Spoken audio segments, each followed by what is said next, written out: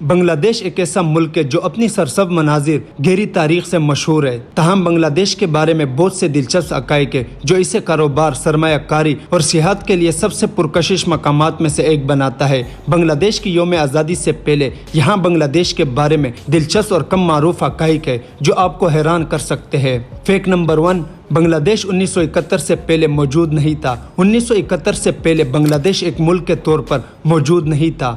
1757 میں پالیسی کی جنگ کے بعد برٹش ایسٹ انڈیا کمپنی نے باضابطہ طور پر اس وقت کے حکمران مغلوں سے بنگال کے علاقے کا کنٹرول حاصل کر لیا اور اسے کمپنی کے تحت مضبوط کیا، جس سے برطانوی حکومت کے 200 سالہ دور کا آغاز ہوا۔ کمپنی نے نئے دارالحکومت ڈھاکہ اور راجشاہی قلعہ کشتیہ کے اضلاع میں پیدا ہونے والے بانس، چائے، گنے، مسالے، کپاس اور ململ برآمد کیا۔ کمپنی نے 1857 کے سپاہی بغاوت کے بعد بنگال کے علاقے کا کنٹرول کھو دیا، جس کی وجہ سے اس خطے میں اس کے اختیارات برطانیہ راج کو منتقل ہوئے، جس نے 20ویں صدی کے اول تک برصغیر پاک و ہند کی اکثریت پر حکومت کی۔ 1947 میں برطانیہ راج نے کئی دہائیوں کی آزادی کی تحریکوں کے بعد برصغیر پاک و ہند پر اپنی حکمرانی چھوڑ دی، جس کے نتیجے میں ہندوستان اور پاکستان کے ممالک یعنی مشرقی اور مغربی پاکستان کا قیام عمل میں آیا۔ بنگلہ دیش 1971 میں اپنی آزادی تک مشرقی پاکستان تھا۔ فیکٹ نمبر 2، جنگ لڑنا اور زبان پر آزادی کا اعلان کرنے والا واحد ملک۔ بنگلہ دیش کا نام 2 الفاظ سے بنا ہے، بنگلہ بنگالی زبان کا آبائی نام اور دیش یعنی ملک۔ برصغیر پاک و ہند کی تقسیم کے بعد کے برسوں میں مغربی اور مشرقی پاکستان بنگلہ دیش کے درمیان متعدد مختلف فرنٹس پر تناؤ بڑھ گئے، جس میں مغربی پاکستان کا، مشرقی پاکستان کا معاشی استحصال، سیاسی تقسیم، ثقافتی اختلافات، مذہبی بنیاد پرستی کے خیالات اور سب سے اہم زبان۔ مغربی پاکستان زیادہ تر اردو بولنے والی آبادی کے ساتھ بنگالی زبان کو ناپسندیدہ نظروں سے دیکھتے ہیں، چونکہ یہ مشرقی پاکستان کی آبادی کی مغربی بنگال کے ہندوستانی علاقے کے ساتھ گہری ثقافتی رشتوں کی نمائندگی کرتا ہے۔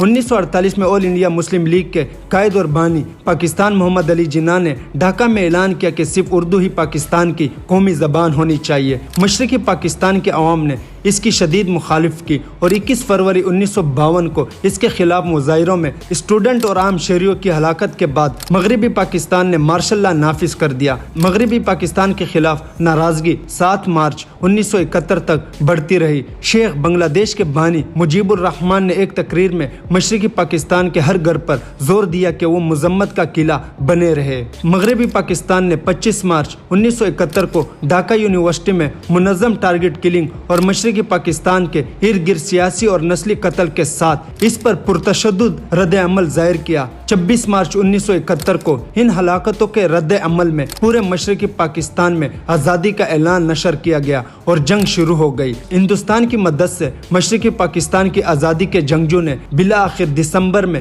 مغربی پاکستان کو شکست دی۔ 16 دسمبر 1971 کو مغربی پاکستان نے ہتھیار ڈالنے کے معاہدے پر دستخط کیے اور بنگلہ دیش کا جنم ہوا۔ فیکٹ نمبر 3، ململ کی اصلیت۔ ململ ایک مشہور ہلکا پھلکا صوتی کپڑا ہے جو موجودہ ڈھاکہ کے آس پاس بنگال کے علاقے میں پہلی بار ہاتھ سے بنایا گیا۔ خیال کیا جاتا ہے کہ ململ کا نام موجودہ عراق کے شہر موصول سے آیا ہے، جسے مغربی تاجروں نے یہ مواد خریدا تھا۔ ململ کو پوری تاریخ میں بہت زیادہ قیمتی قرار دیا گیا تھا۔ ریکارڈ سے ظاہر ہوتا ہے کہ قدیم مصر میں اس کپڑے کو ممیوں کو لپیٹنے کے لیے استعمال کیا جاتا تھا اور اسے ایمپرل روم کے اعلیٰ درجے کی خواتین پہنتی تھی۔ برٹش ایسٹ انڈیا کمپنی نے ڈھاکائی ململ، جس کا نام ڈھاکہ کے نام پر رکھا گیا، اس کی بہت زیادہ تلاش کی گئی، جو ململ کو بہترین اقسام میں سے ایک ہے، جو 18ویں اور 19ویں صدی میں 75% منافع کے مارجن کے ساتھ لندن میں فروخت ہوتی تھی۔ ڈھاکائی ململ کی روایتی ہاتھ سے بنائی آج بھی بنگلہ دیش میں رائج ہے۔ اسے عام طور پر جمدانی کے فارسی نام سے جانا جاتا ہے اور اسے یونیسکو نے انسانیت کا غیر محسوس ثقافتی ورثہ کے طور پر تسلیم کیا ہے۔ فیکٹ نمبر 4،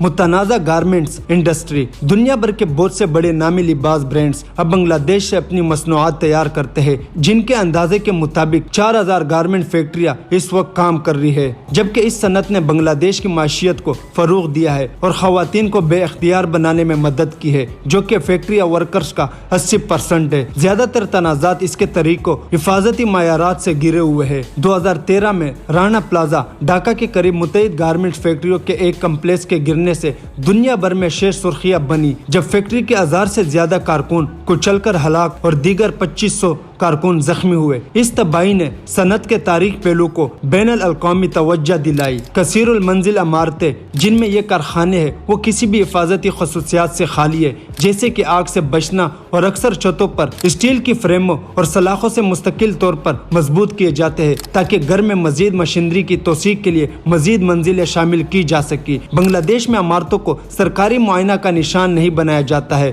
اور حکام کی طرف سے رشوت اور دھمکیوں کے ذریعے حفاظت کی خلاف ورزیوں کو اکثر نظر انداز کیا جاتا ہے۔ اس کے ساتھ ساتھ چائلڈ لیبر کا استعمال، مزدوروں کے اوقات، کم ادائیگی اور خطرناک مشینوں کے ارد گرد مناسب حفاظتی آلات کی کمی کے ارد گرد بھی مسائل موجود ہے۔ فیکٹ نمبر 5، غربت اور دولت کا فرق۔ بنگلہ دیش کو اب بھی دنیا کے غریب ترین ممالک میں شمار کیا جاتا ہے، جہاں کی 31.5% آبادی 161 ملین افراد اب بھی غربت کی لکیر کے نیچے زندگی گزار رہے۔ یہ تقریباً 50.7 ملین افراد ہے۔ یہ تعداد آسٹریلیا کی پوری آبادی سے دگنی ہے۔ فیکٹ نمبر 6، دنیا کا سب سے بڑا دریا ڈیلٹا اور مینگرو۔ بنگال ڈیلٹا بنگلہ دیش کا ساحلی پٹی پر واقع دنیا کا سب سے بڑا دریا کا ڈیلٹا ہے۔ اس سے ہمالیہ کے 2 بڑے دریا گنگا اور برہما پترا اور ایک غیر ہمالی دریا میگنا سے پھیلایا جاتا ہے، جس کے نتیجے میں 2 دیگر بڑے دریا پدما اور جنوما سے پانی ملتا ہے۔ ڈیلٹا 1,05,000 مربع کلومیٹر کے فاصلے سے پھیلا ہوا ہے، جس کا تقریباً 2/3 حصہ بنگلہ دیش میں آتا ہے۔ دنیا کی سب سے زیادہ زرخیز مٹی کے ساتھ ڈیلٹا تقریباً 130 ملین افراد کا گھر ہے۔ آبادی کی ایک بڑی اکثریت جو بقا کے لیے زراعت پر انحصار کرتی ہے۔ ڈیلٹا دنیا کا سب سے بڑا مینگروو سندر بن کا گھر ہے، جو یونیسکو کی عالمی ثقافتی ورثہ سائٹ بنگلہ دیش اور بھارت میں